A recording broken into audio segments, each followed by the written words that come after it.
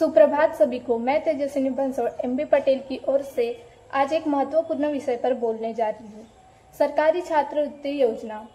दोस्तों, शिक्षा हर बच्चों का मौलिक अधिकार है, परंतु आर्थिक तंगी के कारण अनेक मेधावी छात्र छात्राएं अपनी पढ़ाई पूरी नहीं कर पाते। इसी समस्या को देखते हुए सरकार ने समय समय पर विभिन्न छात्रवृत्ति योजना शुरू की गई है, ताकि कोई भी बच्चा पैसों की कमी के कारण शिक्षा से वंचित न रह जाए। इसके कुछ महत्व है। छात्रवृत्ति का सबसे बड़ा लाभ यह है कि आर्थिक सहायता प्रदान करती है और विद्यार्थियों को आगे बढ़ने के लिए प्रेरित करती है। यह न केवल पढ़ाई का बोझ हल्का करती है, बल्कि छात्रों को आत्मनिर्भर बनाती है। इसके कुछ प्रमुख योजनाएं हैं, जैसे कि पहला, national means cum merit scholarship. यह छात्रवृत्ति 8वीं कक्षा के बाद दी जाती है। इसका उद्देश्य है कि गरीब लेकिन होनहार छात्र अपनी पढ़ाई बीच में न छोड़ें। दूसरा है प्रधानमंत्री छात्रवृत्ति योजना। यह योजना विशेष रूप से सशस्त्र बलों के शहीद और सेवारत जवानों के बच्चों के लिए है। इसमें उच्च शिक्षा के लिए आर्थिक सहायता दी जाती है। तीसरा है पोस्ट मैरिज स्कॉलरशिप।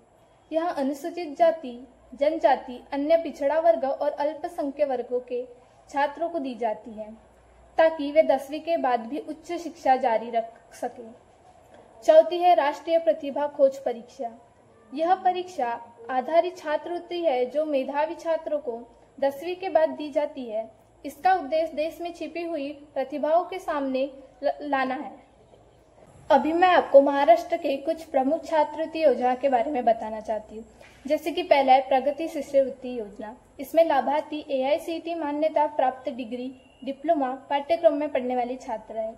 इन्हें राशि 50,000 प्रतिवर्ष, शुल्क, स्टेशनरी, पुस्तकें इत्यादि शामिल है।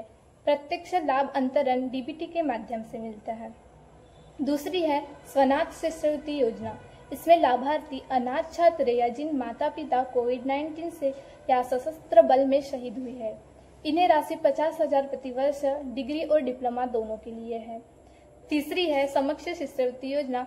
इसमें लाभार्थी दिव्यांग 40% या उससे अधिक विकलांगता छात्र AICTE मान्यता प्राप्त पाठ्यक्रम में है।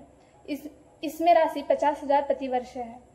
चौथी है उच्च शिक्षा के लिए लाभार्थी है UGC द्वारा मान्यता प्राप्त संस्थानों में पढ़ने वाले पूर्णकालीन PG छात्र। इन्हें राशि 1,50,000 प्रतिवर्ष DBT के माध्यम से है। इसके बाद मैं आपको बताना चाहती हूँ आवेदन प्रक्रिया MahaDBT पोर्टल के बारे में।